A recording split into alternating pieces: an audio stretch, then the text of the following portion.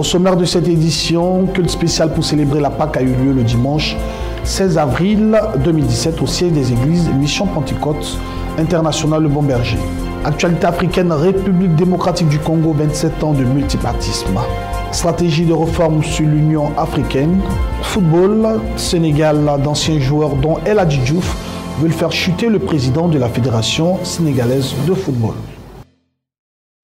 Mesdames et messieurs, bienvenue dans ce journal. Merci encore de suivre The Blessing Channel. Parlons tout de suite de religion en Côte d'Ivoire. Un culte spécial pour célébrer la Pâque a eu lieu ce dimanche 16 avril 2017 au siège des églises Mission Pentecôtiste Internationale Le Bon Berger, dirigé par la prophétesse missionnaire Alice Nguessan. Suivons ce reportage. La Pâque, événement très important de la foi chrétienne, a été célébrée avec ferveur par les églises Mission Pentecôtiste Internationale Le Bon Berger. Dans des tenues traditionnelles ivoiriennes pour la plupart, les chrétiens du Bon Berger venus de toutes les églises d'Abidjan ont rendu culte à l'Éternel par la louange. Une louange rehaussée par la présence de chantres invités.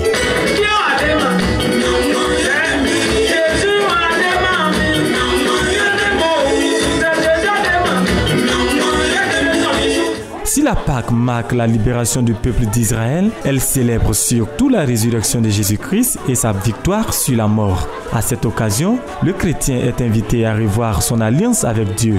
Et pour ce faire, la prophétesse missionnaire Alice Nguessan a réaffirmé l'avantage lié à la mort et à la résurrection du Christ à travers le thème de la souffrance à la gloire. Le cœur de Dieu s'est attristé, mais 2017 dans cette Pâque, Dieu va faire un changement. Ça ne sera pas par la volonté humaine. Ça ne sera pas par la volonté d'un être, d'un prophète, d'une prophétesse. Mais c'est la volonté de Yahvé, le Père, qui s'accomplit à partir de cette Pâque 2017. La Sainte Seine, symbole de cette alliance avec l'Éternel, a été prise avant que la prophétesse Alice Nguessan ne conduise un temps de ministère. Sa naissance, reçois. Recevez.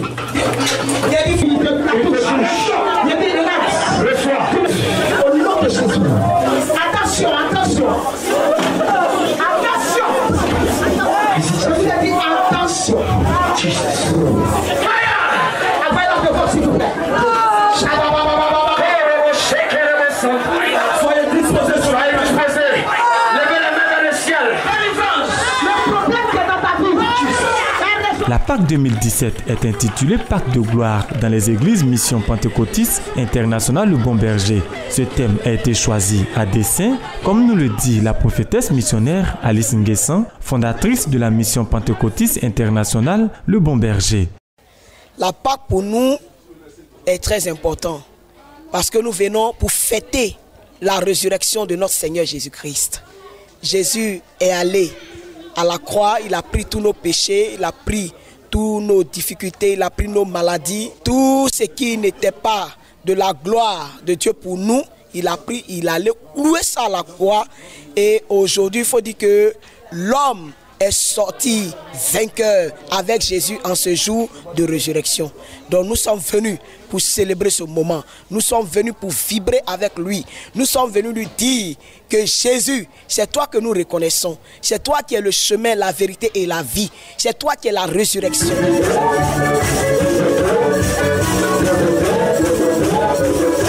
Mais la Pâque reste avant tout un moment de réjouissance. Et la servante de Dieu et son peuple ont longuement chanté et dansé pour la gloire de l'Éternel. Nous restons toujours en religion en Côte d'Ivoire. Le samedi 15 avril 2017, l'église évangélique La Bonne Sémence de la prophétesse Nampé Solange a célébré un culte spécial à l'occasion de la fête de la Pâque. Plusieurs fidèles sont venus vivre ce moment spécial. Plus de détails dans cet élément. À l'instar de toutes les communautés chrétiennes, l'église évangélique La Bonne Semence, dirigée par la prophétesse Nampé, a célébré dans une grande ferveur la fête de Pâques. C'est en présence d'éminents serviteurs de Dieu que le peuple a manifesté la joie de la résurrection à travers des louanges et des danses.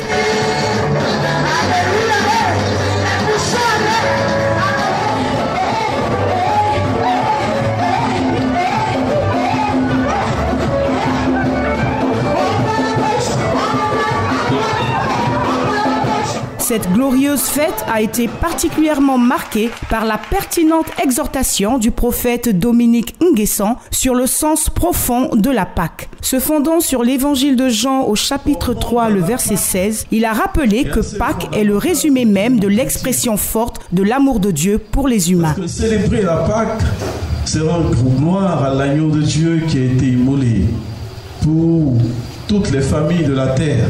Car Dieu a tant aimé le monde qu'il a donné son Fils unique afin que quiconque croit en lui ne périsse point, mais qu'il ait la vie éternelle. Ce culte a été par ailleurs l'occasion parfaite de présenter au peuple de Dieu le calendrier chrétien initié par le prophète Dominique Nguessan. Il nous en donne ici quelques précisions. Chaque fois nous faisons sortir un calendrier. Ce mois d'avril dans lequel nous étions, on a toujours été, devient le mois de la louange à Dieu. Et le mois de mars devient le mois du triomphe divin, notre dernier mois.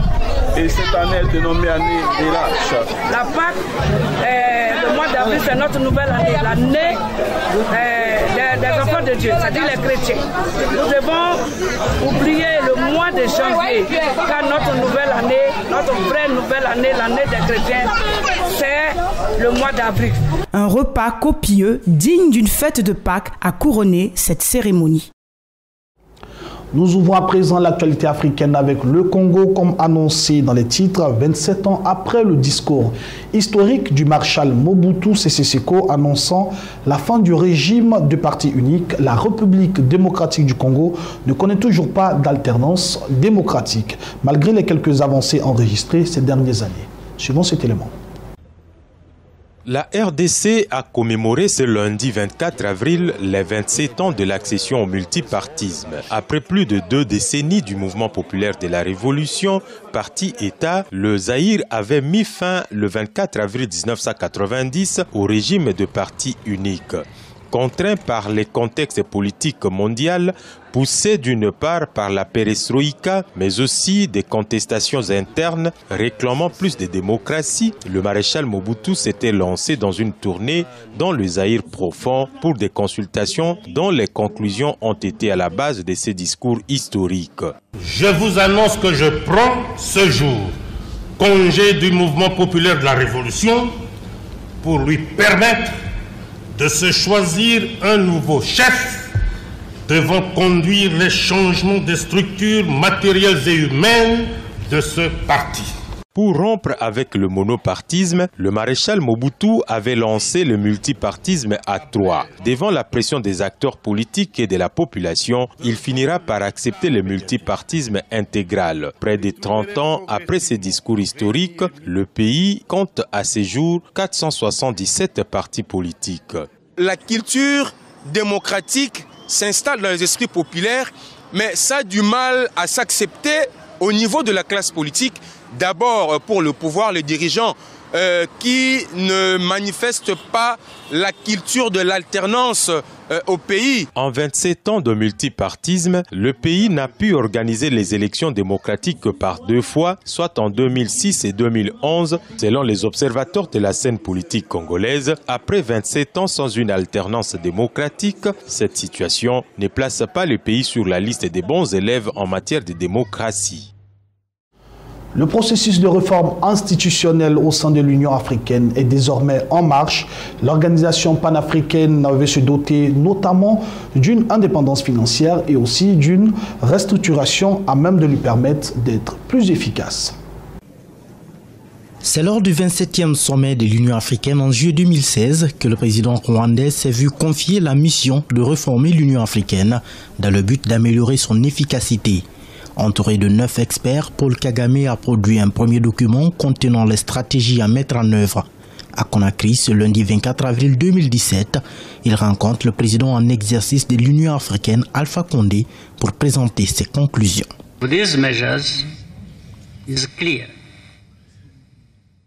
Le message est clair, le contexte global change vite. En construisant une unité fondée sur une vision commune de notre continent et l'expression de nos intérêts, nous pourrons ainsi ouvrir une voie qui favorisera l'Afrique.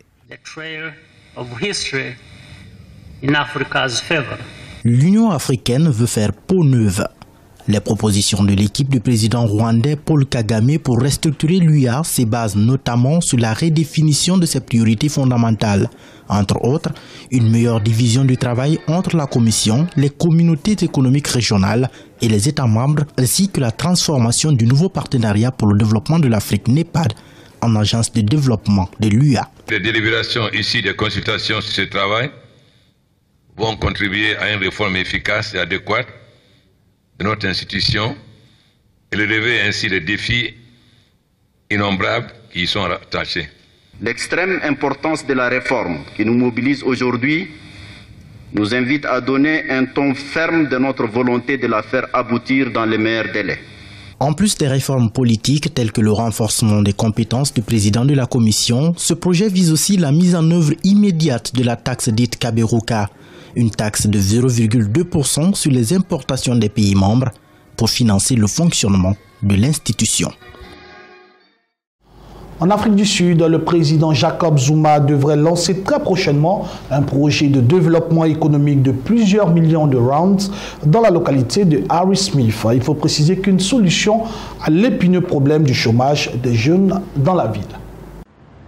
En Afrique du Sud, la création d'une nouvelle zone économique de plusieurs millions de rands a été annoncée par le chef de l'État Jacob Zuma dans la ville de Harry Smith. Cet important projet qui devrait voir le jour dans la municipalité de Maluti à Pofong est perçu comme une opportunité qui pourra réduire considérablement le chômage et développer la région. Il s'inscrit dans le cadre du plan national de développement lancé en 2014, plan qui vise à réduire les inégalités d'ici 2030 grâce à une stratégie pour un développement économique inclusif.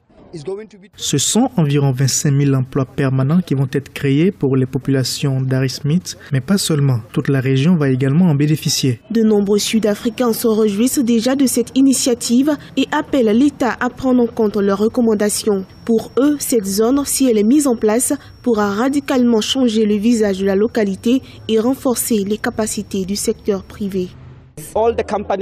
Avec ce vaste projet, de nombreuses sociétés vont ouvrir ici. Ce sera une occasion pour les acteurs du secteur privé d'établir de nouveaux partenariats pour promouvoir le commerce local. Si ce projet aboutit, il va améliorer le trafic routier en ce sens que tous ceux qui sont obligés de parcourir péniblement de longues distances pour venir travailler ici vont le faire plus facilement.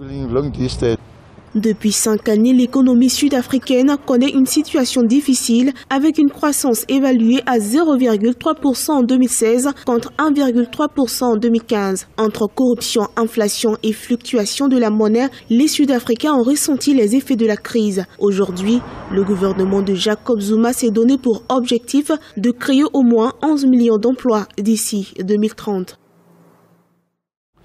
Un mot de santé dans ce journal à l'occasion de la journée mondiale de la lutte contre le paludisme. L'Organisation mondiale de la santé, en abrégé OMS, considère qu'il est très urgent d'investir dans la mesure de prévention de cette maladie infectieuse responsable au total de 429 000 décès en 2015. Reportage.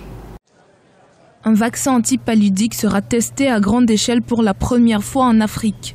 L'annonce a été faite par l'Organisation mondiale de la santé ce lundi 24 avril, à la veille de la célébration de la journée mondiale du paludisme ce mardi 25 avril. Le Kenya, le Ghana et le Malawi ont été désignés comme premiers récipients du Mosquirix, le vaccin antipaludique le plus avancé à efficacité limitée. En effet, il permet surtout de réduire de 40%, et ce pendant une période d'au moins 4 ans et demi, le nombre d'épisodes paludiques. L'OMS ambitionne de vacciner au moins 360 000 enfants au total entre 2018 et 2020. Nous sommes très heureux d'avoir atteint ce stade où nous possédons maintenant un vaccin qui empêche 4 épisodes de malaria sur 10 chez les enfants de moins de 2 ans.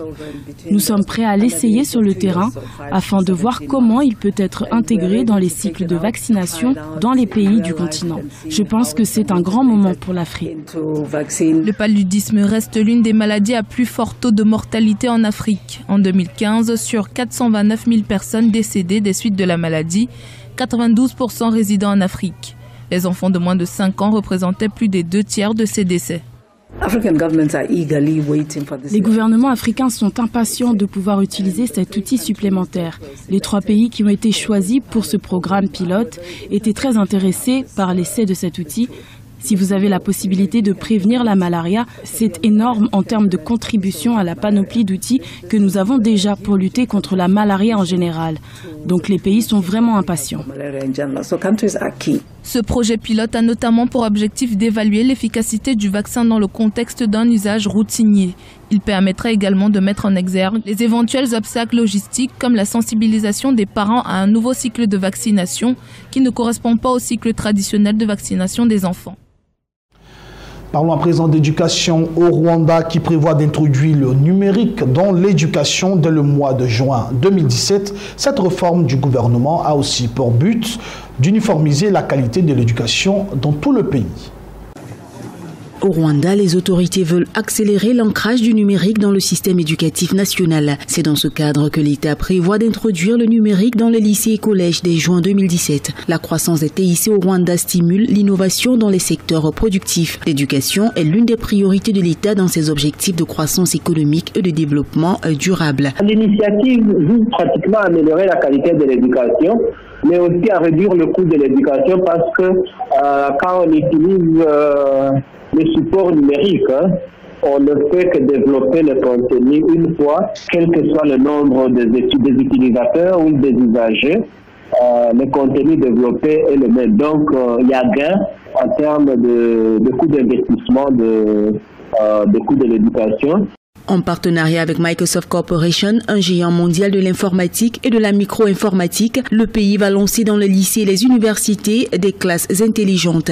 Ces dernières seront équipées en outils informatiques et Internet haut débit pour un système éducatif plus performant et intelligent. Si on a par exemple des enseignants spécialisés dans les domaines quelconques, vu qu'il y a accès à cette éducation à distance ou à cette facilité, un enseignant qui est placé dans une école quelconque peut être aussi utile là où il est, mais aussi à des écoles très éloignées. Cette nouvelle réforme de l'État sur la numérisation du système éducatif concerne le secondaire et les universités. Elle s'inscrit dans la continuité de la réforme du primaire en 2015, matérialisée par la mise en œuvre du projet One Laptop Child ou un enfant, un ordinateur. Comme annoncé dans les titres, nous entamons cette page internationale avec un dossier consacré à la présidentielle française, la droite et le Parti socialiste à terre. C'est la toute première fois dans l'histoire de la Ve République en France qu'aucun candidat de la droite n'est qualifié pour le second tour de la présidentielle. François Fillon, le candidat malheureux, a affirmé être seul responsable de cette affaire. François Fillon battu, c'est toute la droite française qui est groggy. Pour la première fois de l'histoire de la Ve République, son candidat n'est pas qualifié pour le second tour de la présidentielle. Un verdict sans surprise après une campagne minée par les affaires. Dans l'immédiat, j'assume mes responsabilités. Cette défaite est la mienne. Et c'est à moi et à moi seul qu'il revient de la porter. François Fillon était pourtant le favori de la présidentielle après sa victoire surprise aux primaires. Mais les soupçons d'emploi fictif visant son épouse, rémunérée pendant des années comme assistante parlementaire, ont brutalement freiné son élan. Aujourd'hui, des membres du parti Les Républicains ne cachent pas leur amertume et regrettent que l'ancien Premier ministre ait choisi de rester dans la course à l'Élysée. Pour le second tour, le parti est divisé entre ceux qui appellent à voter pour faire barrage au Front National et ceux qui appellent explicitement à voter pour Emmanuel Macron. Le Parti socialiste aussi s'est réveillé avec la gueule de bois. Son candidat Benoît Hamon n'a recueilli que 6% des voix, soit le pire score pour le PS depuis 1969. Le parti a assisté impuissant à la fuite de nombreux électeurs, partis soutenir soit Emmanuel Macron, soit Jean-Luc Mélenchon. C'est forcément la fin de quelque chose et le début d'autre chose aussi. Donc maintenant, il en est de notre responsabilité d'arriver à reformuler une offre politique qui puisse fédérer largement et faire en sorte que nous puissions à nouveau incarner une espérance pour les Français.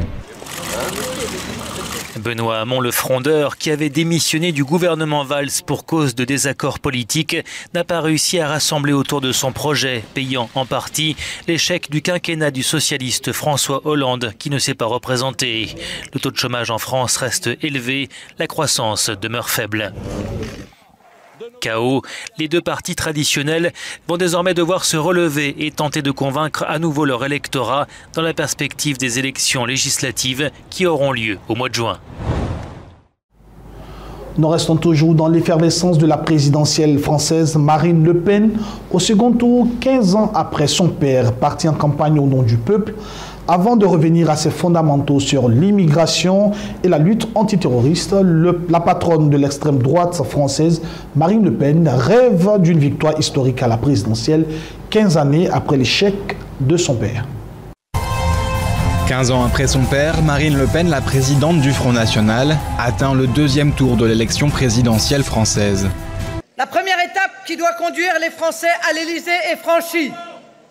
Ce résultat est historique. Il fait reposer sur moi désormais la responsabilité immense de la défense de la nation française. La fille cadette de Jean-Marie Le Pen, née Marion Anne Perrine Le Pen, a remplacé son père à la tête du Front National en 2011. Elle s'est depuis évertuée à dédiaboliser son parti. Bonjour. Un pari remporté par la présidente du parti d'extrême droite. En 2012, elle obtient près de 18% des suffrages à l'élection présidentielle. La bataille de France ne fait que commencer. 5 ans plus tard, Marine Le Pen se qualifie pour le second tour avec 21,5% des voix. Elle arrive en tête dans 48 départements français. Aujourd'hui, l'électorat du Front National est essentiellement un électorat populaire qui se trouve parmi les 18-65 ans, c'est-à-dire les personnes qui travaillent. Sur fond de crise économique et d'attentats, le programme du Front National est centré autour de la lutte contre l'immigration et de la priorité nationale. Il séduit désormais un électorat décomplexé, plus féminin et plus urbain. Les problèmes judiciaires, Marine Le Pen aurait rémunéré des cadres de son parti aux frais du Parlement européen, n'ont visiblement pas freiné ses électeurs. Élue locale dans le Nord depuis 1998, députée européenne depuis 2004, l'avocate de formation n'a jamais participé à aucun gouvernement, un argument que lui renvoient ses détracteurs qui la disent incapable de gouverner. Face à Emmanuel Macron, tous les sondages la donnent pour le moment perdante le 7 mai prochain. Nous terminons avec la présidentielle en France. Le centriste Emmanuel Macron affrontera la candidate de l'extrême droite Marine Le Pen, disqualifiant pour la première fois sous la Ve République les deux grandes formations qui dominent la vie politique française. Plus d'informations dans cette vidéographie. Centriste Emmanuel Macron affrontera la candidate de l'extrême droite Marine Le Pen, disqualifiant pour la première fois sous la Ve République les deux grandes formations qui dominent la vie politique.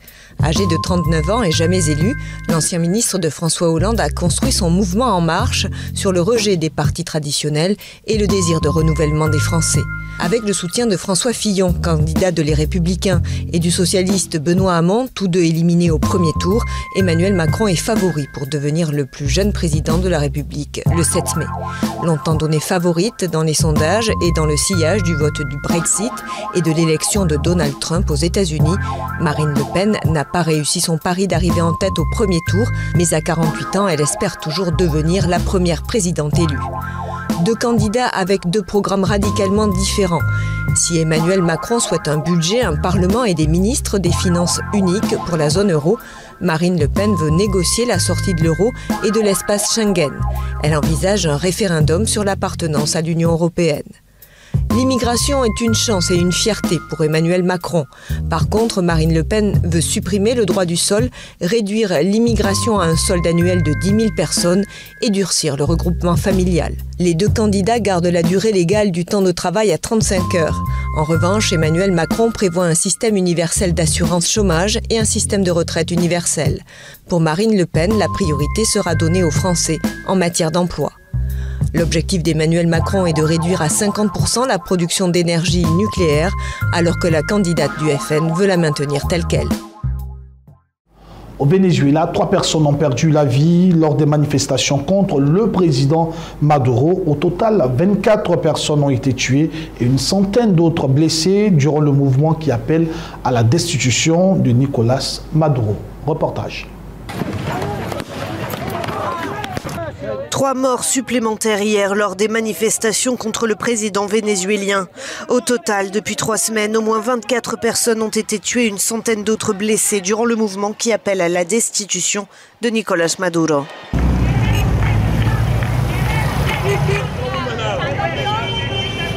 Le mouvement avait pourtant commencé dans le calme lundi avec un immense sit-in visant à bloquer l'accès à la capitale, Caracas. Le chef de l'État a beau promettre des élections locales et régionales à la fin de l'année, c'est insuffisant pour ses opposants au chavisme qui réclament la destitution de Maduro. L'opposition appelle à une nouvelle manifestation monstre demain.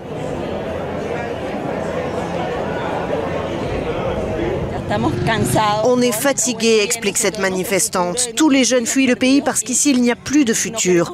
On ne veut plus de violence, plus de morts parce que ce régime est criminel. On veut sortir de ça et la seule façon c'est de manifester pacifiquement.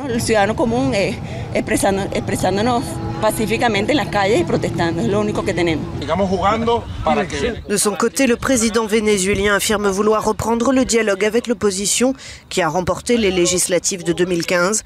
Mais dans les faits, il semble préférer jouer au baseball. En Israël, le Premier ministre Benjamin Netanyahu a menacé ce dimanche 23 avril 2017 de destruction, ce qui appelle à la destruction d'Israël à la veille de la journée annuelle de commémoration de la Shoah.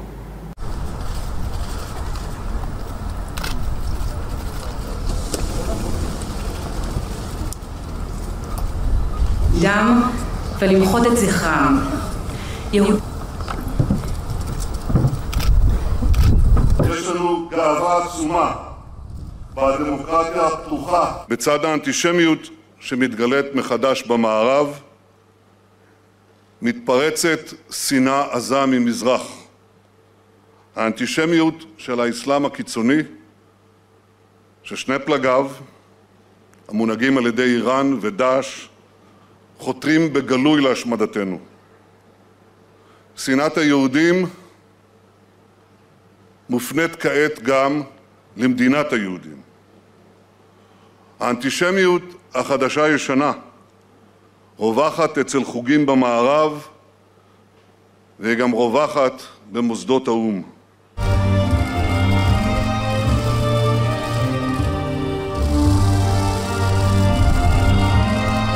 אלה המכוונים כליה נגדנו מעמידים עצמם בסכנת כליה. זו לא התגרות, זו גם לא הגזמה, זו הדרך היחידה להבטיח באמת את עתידנו, ויש בכוחנו לעשות זאת.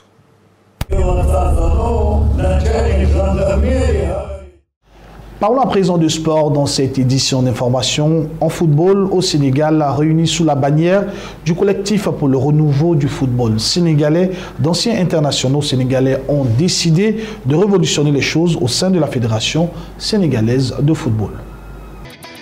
Comité pour le renouveau du football sénégalais.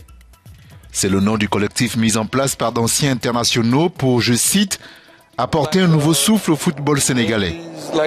El Hadji Diouf, Amdi Faye, Alassane Dour, Amadou Ndiaye Zamadou, Victor Ndiagne et Yatma Diop portent ce projet pour, disent-ils, reformer en profondeur la Fédération sénégalaise de football. Le jeune footballeur est angoissé. Il ne peut jouer faute de terrain, de club et de compétition. L'État est préoccupé.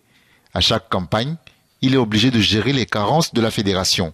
Le commun des Sénégalais se demande à quand la fin du supplice. Sans détour, ces anciens joueurs demandent le changement des dirigeants de la FSF, dirigés par Augustin Senghor. Ils ont souligné que la campagne n'était pas dirigée contre une personne en particulier, mais contre un système obsolète, des méthodes dépassées et des pratiques anachroniques.